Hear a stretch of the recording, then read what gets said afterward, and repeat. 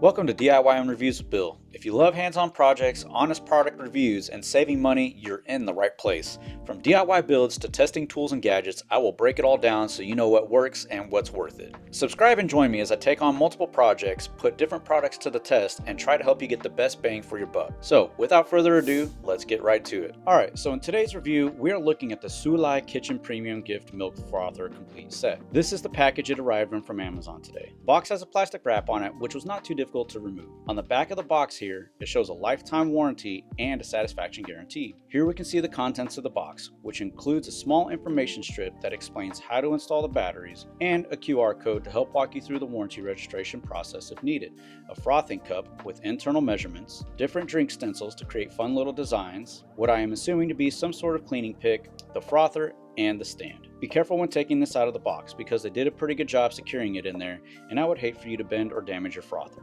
If you happen to know what the pick is for or if it has a specific name, please let me know in the comments. The frother sits in a stand beautifully and takes up very little counter space. When you open the battery compartment, it comes with more instructions for installing the batteries. When installing the batteries, make sure the ribbon is inside first, as this will help with battery replacement later on.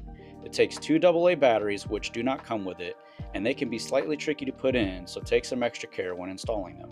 The frother has a push-style button that turns it off the second you remove your finger or your thumb from it. Here I am doing just a little test with some cold milk, and it works beautifully, even with some dying batteries. There is a slight technique to frothing to get more foam, but it's not very hard to learn. One of the tricks that Zulay states is to hold your frother at a slight angle and you will get more foam. And to clean the frother, just run it under some water when you're done with it and you're good to go. Just be careful as it can splash the water if you turn it on while rinsing it. When you look closer at the stencils, you will see a vinyl tape of material on one side which helps keep the surface clean and protected, and it is very easily removed. Now my wife has a type of coffee that mixes instantly and she loves to make it, so we decided to test the mixing capability of it with some fresh new batteries. As you can see, it definitely has more power and you want to make sure not to overfill whatever it is that you're mixing or frothing. Even when doing a quick mix, it still produces a nice little foam on top. Overall, we really like this frother and I'm excited to use it not only for my coffees but for my pre-workout drinks, teas, and maybe some other things as well. Considering how well this thing works, the price point, and the warranty,